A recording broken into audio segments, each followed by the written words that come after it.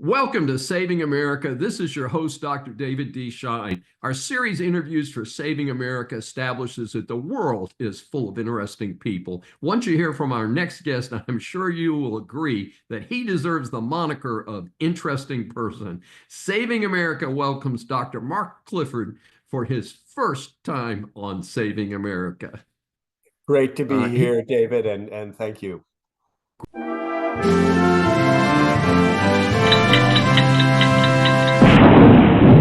Great to have you. You are the president of the Committee for Freedom in Hong Kong Foundation. Previously, you're director of the Next Digital, publisher of the pro-democracy Apple Daily newspaper that was shut down by the Hong Kong government in 2021.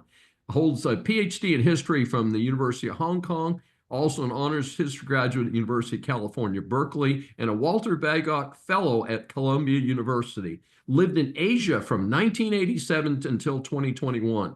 Previously, Clifford was an executive director of the Hong Kong-based Asia Business Council, editor-in-chief of the South China Morning Post in Hong Kong, publisher and editor-in-chief of The Standard, also in Hong Kong. Held senior editorial positions at Business Week and the Far Eastern Economic Review in Hong Kong and Seoul. He's the author of Today, Hong Kong, Tomorrow the World, What China's Crackdown Reveals About Its Plans to End Freedom Everywhere. That's St. Martin's Press 2022. He's here today to talk about his new book, The Troublemaker, How Jimmy Lai Became a Billionaire, Hong Kong's Greatest Dissident, and China's Most Feared Critic. We welcome him for his first appearance on Saving America, Dr. Mark Clifford. Thanks so much, David. What a generous introduction, but wonderful to be here with you. Well, we're glad to see you. And again, I did get to meet you when you were doing your book tour on the book. We're not going to read the title again because it's so long, but it's if you look up Dr. Mark Clifford, you're going to get to this great book. For the benefit of our audience, please describe the background of how Hong Kong went from being a hugely successful British colony to its current status under Red China. Yeah, well, thanks. And my story of Jimmy Lai, the troublemaker, is Jimmy's story is really Hong Kong's story. Hong Kong was a dirt poor, war-ravaged place after 1945. It suffered under Japanese occupation. By the time Jimmy got there in 1960, the population, pre-war population of 1.5 million people had doubled with refugees fleeing Maoist Red China. So you had 1.5 million people. They were living in hovels if they were lucky. They were sleeping on the streets. In Jimmy's case, he slept, worked, lived in a factory. And Hong Kong adopted free market principles. It was probably the greatest exponent of laissez-faire economics that the world's ever going to see. It was, that crazy time after World War II when everybody was just trying their best to stay alive. I mean, the whole world was, U.S. accepted, was pretty flat on its back. And so Hong Kong really they had no choice. It was suffering from the privations, the craziness of Maoist China. There was an embargo, trade embargo, sanctions against China, led by the U.S., but including the United Nations. And so this sleepy little backwater port, this British colony since the 1840s, had no choice but to start exporting. And they made wigs, they made toys, they made shirts, they made shoes. I mean, Hong Kong, all that kind of cheap stuff that, David, you and I are old enough to probably remember growing up with some of that in the 60s. First, it came from Japan, and then it came from Hong Kong. Hong Kong was the first of the Asian countries, or a colony in this case, really, to adopt this export-led model. There was no minimum wage. In fact, there wasn't a minimum wage until 2009.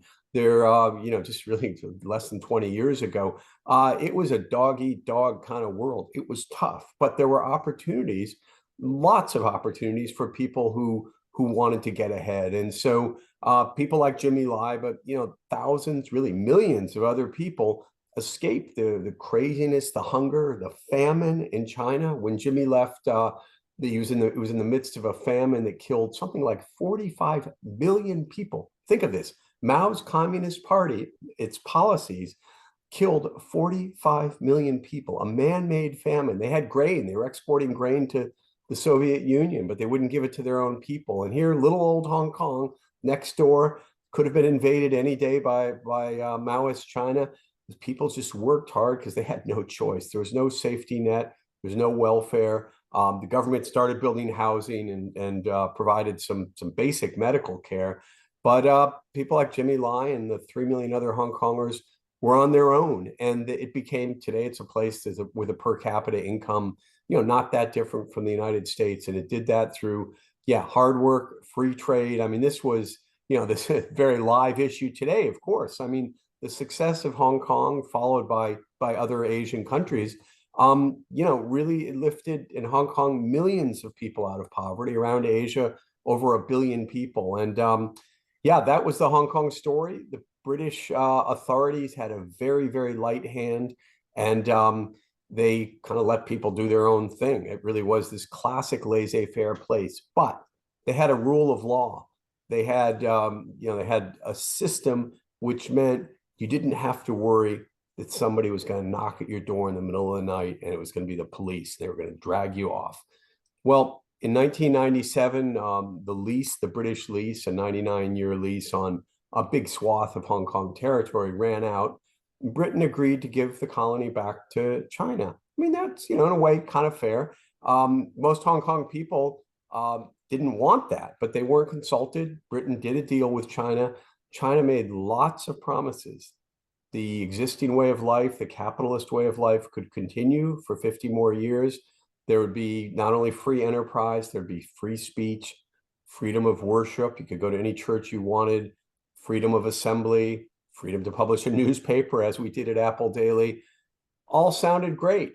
And it kind of was for a few years, but China could not, communist China and its leaders in Beijing cannot deal with any kind of challenge to its authority. So Hong Kong people took the promises that China had made seriously, and they pushed to be able to elect their own mayor, their own city council. Not a big deal. I mean, we're talking about a place that's, population, not too different from Houston or another major American city, wanting to elect its mayor and city council. This is in a country of 1.4 billion people, proud place, rising power. But the Chinese authorities couldn't allow that, and they started a series of crackdowns that culminated. You mentioned the newspaper being shut down in 2021, culminated in a national security law that came out in 2020. Jimmy Lai, the subject of my biography, was jailed later that year. The following year, 2021, his newspaper, Apple Daily, was summarily shut down. A number of my colleagues were thrown in jail, where they still are today. We've got 7 people, including Jimmy, who've been in jail for these last 5 years. So almost 5 years. That's the story of the rise and fall of Hong Kong. It was one of the freest, most remarkable places in the world, and almost overnight just shattered. I cannot think of another example in modern history where in peacetime, you've had a city that's gone from the freedom and the prosperity of Hong Kong to a place where people get thrown in jail because the authorities don't like a T-shirt they're wearing, or they don't think somebody's, reverential enough when the national anthem is played, or they insult Xi Jinping, the Chinese leaders. So, I mean, it's just a horrific thing to watch, David. You just couldn't imagine it. We here in Houston, Texas, have experienced the flip side of what you've just described. I just want to mention that is one of my dear friends was a fellow named Dan Nip, who was originally from Hong Kong, and sadly he passed away recently, for a very young man. And but he had a lot of connections in Hong Kong.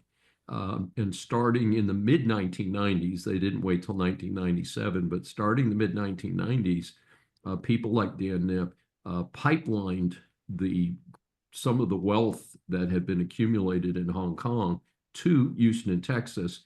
And we originally had a Chinatown, as it was called, in downtown Houston. Most of that has been bulldozed to build a large convention center on the east side of downtown. However, on the west side of Houston, a massive new Chinatown has been constructed over the last 30 years. And much of it got started, maybe not all of it today, but much of it got started with money from Hong Kong as people realized that maybe things the Chinese, who were famous for not keeping their word, were not going to keep their word. And so, ironically, Houston became one of the beneficiaries. And of course, Dan's parents, I think, moved to Hawaii. Obviously, they're part of the the wealthy parents, and I guess in retrospect, it's kind of sad that Jimmy Lai didn't follow that path. Mark, it's not quite there, but how is it that you knew you were able to get out of the country? So as long as you did what you were told shut down the newspaper, you did it. They allowed you to go from your home to the airport and say goodbye. Was it calm like that? The timing was a little different. This very draconian national security law came out on June 30th, 2020. So we're just coming up on 5 years. Um, about 6 weeks later, they raided the newspaper, sent 250 cops in there, dragged off all this stuff, and intimidated the staff. And they arrested Jimmy Lai at his home that morning, very early that morning. Talk about the kind of midnight knock on the door. At least they waited till dawn. Handcuffed him. This was during COVID. You had all these social distancing measures, couldn't have a demonstration, but somehow you could have, dozens of press people there and the cops manhandling Jimmy, and they perp walked him through his own newsroom. It was just trying to humiliate and shame him. Staff was so brave. They were live streaming the interview that all of Hong Kong was watching it as he's being perp walked through the newsroom. So at that point, that kind of really focused my mind. It turned out I was the only member of the board of directors who was not either out of the country or incarcerated at that point. And I had already been thinking it might be time to kind of lighten up my footprint in Hong Kong, and had arranged to get just the books and furniture, and just like in case I needed to leave in a hurry.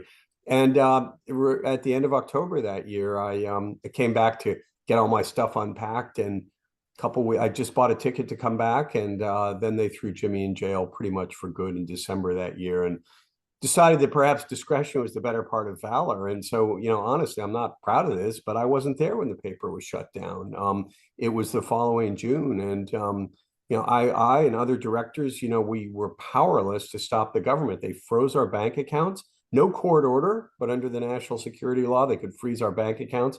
It's like cutting off oxygen. We had 600,000 paying subscribers. We just made the transition quick and very successful transition from mostly print revenues to mostly digital. Banks couldn't give us the money from our subscribers. We couldn't pay for the ink. We couldn't pay for the paper. The electricity company wanted money. We couldn't pay our staff. And so, it's one of my great regrets in life that, I've got Jimmy and 6 other colleagues in jail, and there's nothing I could do to stop it except to keep fighting from abroad. Well, let's switch gears to talk about the Committee for the Freedom in Hong Kong Foundation. Tell us about that. Yeah, well, thanks. We around the time Jimmy was put in jail, which was finally for good on December 31st, 2020, New Year's Eve. Some of us who knew Hong Kong, had spent some time there, decided that we just needed to do something from abroad to try to stand up and fight for Hong Kong's freedoms, to hold the Chinese Communist Party accountable for its broken promises, and to try to keep shining a spotlight on Hong Kong, and to preserve what we could from abroad of the freedoms and what really made Hong Kong so great. Let the 7 million Hong Kongers who remained, let them know they weren't alone. That there were in the end close to 2,000 political prisoners, people who've been convicted and jailed. It's a little under 1,000 now, as some people have gotten out, but it's also a pipeline of people who've been arrested and not yet prosecuted. And we kind of thought we were honestly so naive. We thought this would be a pretty short-term thing. And the Beijing Olympics in 2022 were coming up. We thought, a little bit of publicity. Surely China won't want the kind of international embarrassment of having a global financial center with political prisoners. Yeah, so we were pretty naive. And we have, this has been going on, we were founded about 4 years ago as a predecessor organization. And we now have offices in Washington and London. We engage heavily with Parliament and with the U.S. Congress, also the U.S. and British governments, and through them. And these are the 2 governments we think have the most leverage, although we will be expanding our activities more into Europe and Canada as well. Freedom-loving places that we hope will hold the Chinese to account. Jimmy Lai, who's the of the political prisoners, the one I know the best, is a British citizen. So and of course Hong Kong was a British colony, so it's very appropriate. In fact, it's imperative that Britain plays a strong role in this. And then Washington is Washington. Washington is the only country that can begin to stand up to China, and so we think engagement there is very important. So we're a nonprofit, but we do work very closely with legislative efforts, do a lot of media work, and we do a lot of research as well, trying to spotlight how Hong Kong has increasingly become a bad actor on the world stage. So to take just one example, we did a groundbreaking piece of research, my colleague Sam Bickett, on Hong Kong's role in sanctions evasion. And even I was surprised to find out that Hong Kong has the key role in smuggling high-tech equipment that goes into the Russian war machine, the Russian war effort in Ukraine. So Hong Kong is taking advantage of the fact that it had this good reputation, British colony, rule of law, etc. It's gone to the dark side now, and it's killing Ukrainians. That's quite sad. You told us a little bit about the Jimmy Lai story, but how does this fellow go from living on the floor of a factory where he was working for dirt wages to becoming a billionaire, and over what time period? Like, I don't know how old Jimmy Lai is today, for instance, things like that. Yeah, well, actually, even he doesn't exactly know how old he is because of the chaos. We think he was born in 1947 or 48, certainly. But yeah, great question. I mean, his story, as I hinted at before, it's really the story of Hong Kong. He escapes this, just tumultuous chaos in China. The family's ripped apart. Father leaves. Mother ends up in and out of kind of prison labor camps. Jimmy and his two young sisters, or their kids are like 6 years old, and they're left to fend for themselves. Jimmy's this street hustler. He's picking up half-smoked cigarettes and re-rolling them and selling them as singles, and working as a porter in the railway station. He makes his way first to the Portuguese colony of Macau, and then smuggles himself across the Pearl River Delta to Hong Kong. Again, he's sleeping on the floor of the factory, worked hard. I mean, he's a primary school dropout, but he's one of the most brilliant people I ever met. I mean, he's self-taught, but he's quick on his feet, just an incredible mind. 15 years after he's arrived in Hong Kong and he's sleeping on the factory floor, he owns a factory. And in 5 years later, it's the biggest sweater maker in Hong Kong, if not in Asia. He's selling to places like the Limited. He's coming up with ideas that will cut manufacturing cycle times from 5 months to 5 weeks, which if you're running a Limited, that's gold, right?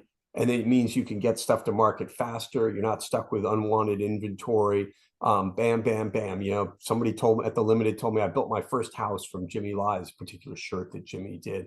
He was great at getting around rules and regulations legally, but he would figure out ways around the U.S. textile quotas, and he'd probably be having a field day with the tariff situation now, but and he got bored with making sweaters, so he set up a retail shop. It was kind of the pace setter for what became the fast fashion movement. I'm sure many people watching and listening to this program know about Uniqlo, the great Japanese clothing company. The founder of Uniqlo came down to learn from Jimmy, and gives him a lot of credit for the whole business model. Now, Tadashi Yanai of Uniqlo, he's a builder, he's a systematic guy. Jimmy's an entrepreneur. He's just always crackling with another idea, gets bored, goes on to the next thing. So he set up the most successful Pan-Asian retailer in the 1980s. Cheap prices, good quality, colorful clothes. And he was actually about to go into fast food. He wanted to do something similar, a bit like Chipotle did, later on in the 90s. Yes. He wanted to do that for Chinese fast food. And then history intervened, fate intervened. We had the Tiananmen Square uprising of 1989 when, hundreds of thousands, millions of people in China came out in support of democracy, against corruption, against the Chinese Communist Party's monopoly on power. And Jimmy, who had not been politically involved, had kind of turned his back on China, was so smitten by just so moved by the students' example that he started selling T-shirts with the students' faces on them in his Giordano clothing stores, sent the money up to Beijing, sent tents and other material up. And after the Tiananmen killings in June 4th, 1989, when hundreds, maybe even thousands of Chinese were killed by their own government, mowed down, cold blood, Jimmy said, I'm going into the media business because communism, this is before the collapse of the Berlin Wall, very interesting, before the fall of the Soviet Union, said communism is finished. New media, things like CNN and satellite television were new. It was 1989 when we first saw the power of TV images to show images in real time. Jimmy first set up a magazine, then a newspaper. These were all over. They had horse racing, they had paparazzi, they had stock market tips, they had Nobel Prize winning economists, but they always had a focus on democracy. So Jimmy set the magazine up in 1990, set up Apple Daily in 1995, the newspaper. Think about it. It's 2 years before the Chinese are about to take over. All of his fellow publishers are running for cover. Jimmy's like, I've got a business opportunity. Hong Kong people want democracy. They'll buy my paper. And they did. And as the years went on, the paper and Jimmy became more and more closely intertwined with the pro-democracy movement. So by the time the crackdown came, he was enemy number one. And he's been in prison now for, I guess, about 1,600 days since the end of 2020. He's mostly in solitary confinement. Think about that, 23 plus hours in a windowless cell. He's a devout Catholic who hasn't been able to receive communion for more than 2 years. This is I guess the third Easter he hasn't gotten communion. He's being held in, very, very tough conditions. He's been convicted on multiple sham charges, and now he's I guess kind of coming to the end of the big trial, the national security law trial. It's probably going to see this guy in his late 70s get a minimum of a 10-year sentence, which is basically a life sentence, but they could give him 50 years, they could give him life. It seems that the Chinese Communist Party has decided that they've got to silence Jimmy Lai. Well, hopefully we will see a surprise prisoner swap. A lot of times that the communist governments, Russia did this recently. They made a big deal out of sentencing an American to the ballerina was sentenced to 10 years because she donated $50 to Ukrainian charity. I don't even know how they knew that, is what makes it entertaining for me. But in any event, after they sentenced her and made a big deal out of it, of course, they did a very highly publicized prisoner swap just a couple of weeks ago. And hopefully we'll keep our fingers crossed that something similar will happen for Jimmy Lai. Dr. Mark Clifford, how can our audience get more information about you, your committee, and your books? Well, yeah, thank you, David. The Committee for Freedom in Hong Kong, we have a strong website, the cfhk.org. Google us, Committee for Freedom in Hong Kong Foundation. Google me, I'm at markclifford.org, but there's plenty about me on our website. It's not about me, David. I do appreciate the attention in the book, but it's about the courage that Jimmy Lai, one of the most heroic people I've ever known. I met him in 1993 before the newspaper was started. It's about Jimmy. It's about the 7.5 million people in Hong Kong who really want nothing more than freedom, not the freedom to overthrow China or have independence, but the freedom to go about their lives and be able to say what they want, stand up for whichever national anthem they want, wear whatever T-shirt they want, maybe someday to have China's promises fulfilled, to be able to elect the city council and the mayor. So, look, freedom is under threat in a lot of places in the world, but I think Hong Kong is a special case given how free it was, given the fact that China promised in binding international treaties lodged at the United Nations with Britain that it would allow Hong Kong's freedoms to continue for 50 years. I mean, the fact that China is trying to get away with this, I think shows the kind of world that China unfortunately wants to live in. And we've got to try to hold China to account, hold it to its promises. And anything your listeners or viewers can do to help us and help other Hong Kong people, we'd of course appreciate.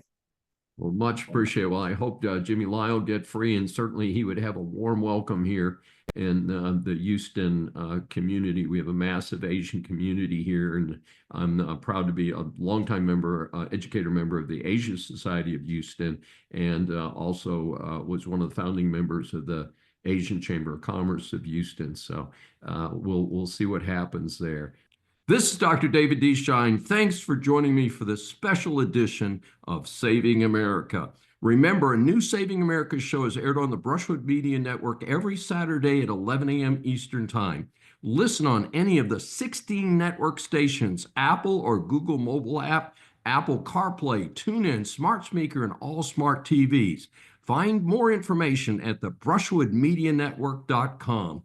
Please be sure to join us each week. We welcome and love your feedback from our growing audience.